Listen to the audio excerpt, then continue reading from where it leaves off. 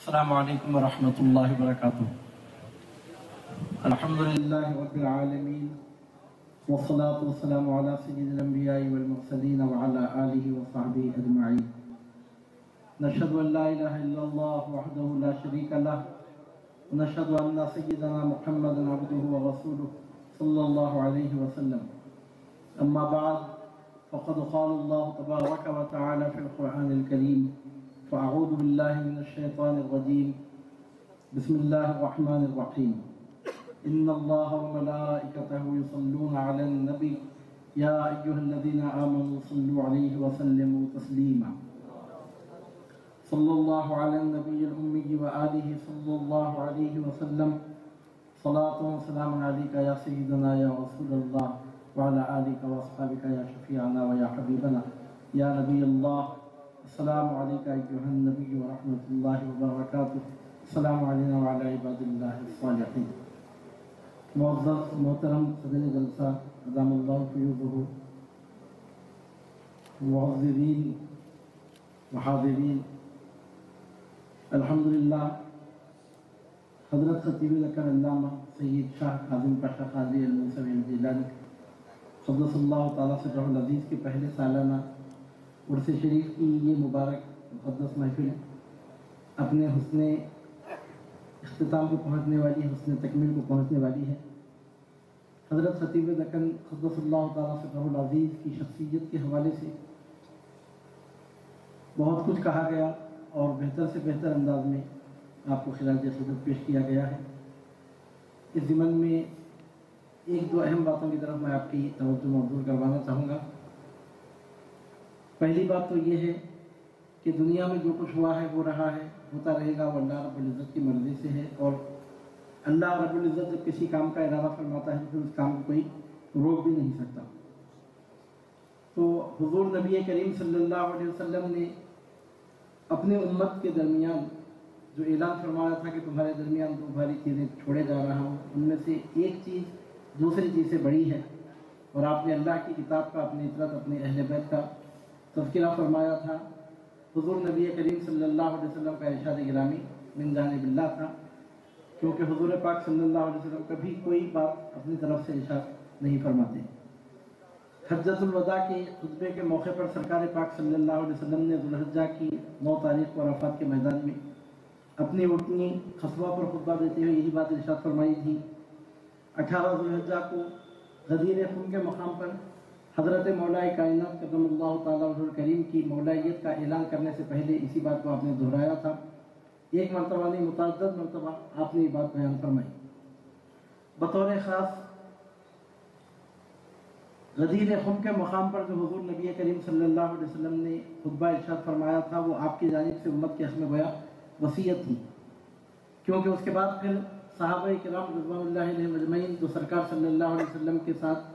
حج کرنے کے لیے آئے تھے وہ اپنے اپنے مقامات کو واپس تشریف لے گئے، اور غدیر خم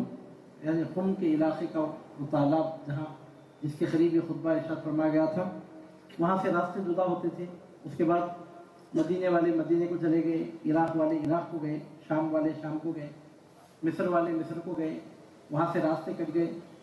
اور یہی وہ آخری موقع تھا 18 ذوالحجہ کو جب حضور نبی کریم صلی اللہ علیہ وسلم کو صحابہ کرام رضوان اللہ علیہ مجمعین کی بہت بڑی جماعت نے اپنی زندگی میں آخری مرتبہ دیکھا تھا، کیونکہ اس کے 80 دن بعد تقریباً سرکار صلی اللہ علیہ وسلم نے دنیا سے پردہ فرمایا، اور وہاں مجمع بھی جو تھا 1,20,000 صحابہ کرام رضوان اللہ علیہ مجمعین کا عظیم مجمع تھا، اور اس مجمع میں گویا حضور نبی کریم صلی اللہ علیہ وسلم اپنی امت کو وصیت فرما رہے تھے۔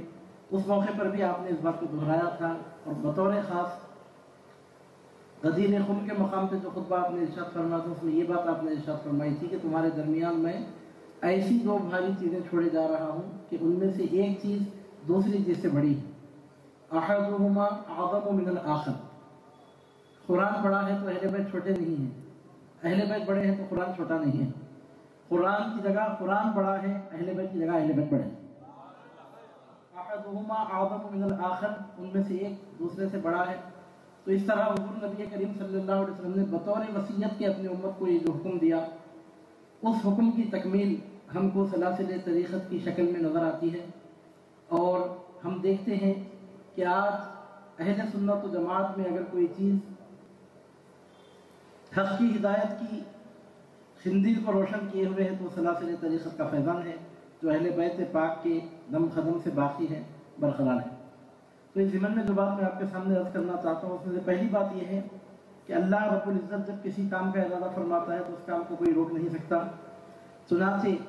اہل بیت پاک کی عظمتوں پر پردے ڈالنے کی کوشش تحریکیں، کمیٹیاں، آرگنائزیشنز، ایسوسیشنز نے نہیں کی، حکومتوں نے کی۔ بنو امیہ کے دور میں کوشش ہوئی، بنو عباس کے دور میں کوشش ہوئی، بعد کے علاقوں میں بھی بعض حکومتوں کے ذمہ داروں نے، حکمرانوں نے، بادشاہوں نے کوششیں کی۔ حکومتیں یہ چاہتی تھیں کہ اہل بیت پاک کی عظمت پہ پردہ پڑ جائے، لیکن یہ کام ناممکن تھا کیونکہ اللہ رب العزت جس کام کا ارادہ فرماتا ہے وہ کام پورا ہو کے رہتا ہے۔ زیادہ تفصیل میں بغیر عرض کرنا یہ ہے کہ سرکار پاک صلی اللہ علیہ وسلم نے 18 ذوالحجہ کو اور اس سے پہلے 9 ذوالحجہ کو سن 10 ہجری میں یہ خطبے ارشاد فرمائے تھے۔ 1432 سال کا لمبا زمانہ گزرنے کے باوجود ہم دیکھتے ہیں کہ آج بھی سرکار پاک صلی اللہ علیہ وسلم کے اہل بیت پاک کا فیضان سرکار پاک صلی اللہ علیہ وسلم کی امت کو فیضیاب کر رہا ہے، اور صبح قیامت تک تا ظہور امام محمد مہدی موعود علیہ السلام یہ سلسلہ پوری شان شوکت کے ساتھ باقی رہے گا اور پورے کر و فر کے ساتھ برقرار رہے گا۔ علامہ شیخ عبدالحق محدث دہلوی قدس اللہ تعالیٰ سرہ العزیز نے اپنی کتاب مدارج النبوہ میں الکوثر کی تفسیر بیان کرتے ہوئے لکھا ہے، اس کے کئی اقوال ہیں، کئی معنی اس سے مراد لیے گئے ہیں، کئی اقوال ہیں۔ اس میں سے ایک مطلب کوثر کا یہ بھی ہے کہ اللہ تعالیٰ فرماتا ہے کہ اے حبیب ہم نے آپ کو کوثر عطا فرمایا۔ تو کوثر کا ایک مطلب یہ ہے کہ سیدہ کائنات فاطمہ الزہرا سلام اللہ علیہا کی نسل پاک قیامت تک باقی بھی رہے گی، اور نسل پاک کے فاطمہ الزہرا میں صبح قیامت تک برکت بھی باقی رہے گی۔ یہ مطلب ہے الکوثر کا۔ تو عزیزان محترم، خاندان اہل بیت کی عظمت اور شان کا حال یہ ہے کہ سلسلہ ختم ہونے کے لیے نہیں ہے۔ کوثر کا مطلب ہی یہ ہے،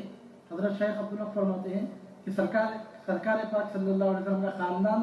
باقی رہے گا، یہی بات نہیں ہے، خاندان بھی باقی رہے گا اور خاندان میں برکت بھی باقی رہے گی۔ اگر الفاظ بدل کر ہم کہیں تو یوں کہیں کہ سیدہ کائنات سلام اللہ علیہا کے چمن میں یہ پھول کھلتے بھی رہیں گے اور ولایت کی خوشبوؤں سے خود معطر ہو کے پوری دنیا کو معطر کرتے بھی رہیں گے۔ اور اس ضمن میں بطور خاص دوسری بات میں ملا کے عرض کر رہا ہوں، حضرت خطیب دکن قدس اللہ تعالیٰ سرہ العزیز کو خراج عقیدت پیش کرتے ہوئے کہ سلاسل طریقت میں بطور خاص سلسلہ قادریہ عالیہ کا جو کنٹریبیوشن رہا وہ مسلمانوں کے درمیان پائے جانے والے باطل اور مفسد نظریات اور خیالات کی تردید کا کام تھا، یا بالفاظ دیگر انٹرنل جو خرابیاں پائی جاتی ہیں مسلمانوں میں ان خرابیوں کو دور کرنے کا کام سرکار غوث پاک نے آپ کے سلسلے قادریہ عالیہ کے بزرگوں نے کیا۔ تو اصلاح عقائد کے حوالے سے ہم دیکھتے ہیں کہ سلسلہ قادریہ عالیہ کا بہت بڑا کنٹریبیوشن رہا۔ ان دونوں باتوں کو آپ جوڑ کر حضرت خطیب دکن قدس اللہ تعالیٰ سرہ العزیز کی شخصیت کو دیکھیں تو آپ اندازہ لگائیں گے کہ ہندوستان میں جب خارجیت ناصبیت زور پکڑ رہی تھی تو آپ نے بہت بڑی آواز اس کے خلاف اٹھائی۔ اللہ رب العزت نے اس آواز میں برکت بھی عطا فرمائی۔ ابھی آپ نے سنا کہ قوم کے کیسے کیسے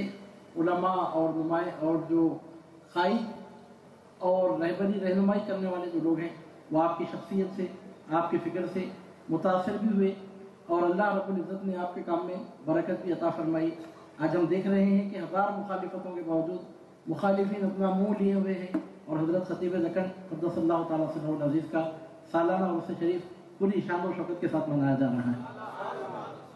میں تمام اہل سلسلہ کو، اہل عقیدت کو عرس شریف کی بالخلوص مبارکباد دیتے ہوئے اللہ رب العزت کی بارگاہ میں دعا کروں گا کہ پروردگار عالم حضرت کاظم پاشا صاحب قادری علیہ رحمۃ و رضوان کے عرس شریف میں شرکت کرنے والے تمام زائرین کو آپ کے اجداد کرام کے فیضان سے، بالخصوص سرکار بڑے پیر حضور غوث اعظم دستگیر رضی اللہ تعالیٰ عنہ کے فیضان سے مشرف فرمائے۔ وآخر دعوانا ان الحمد للہ رب العالمین۔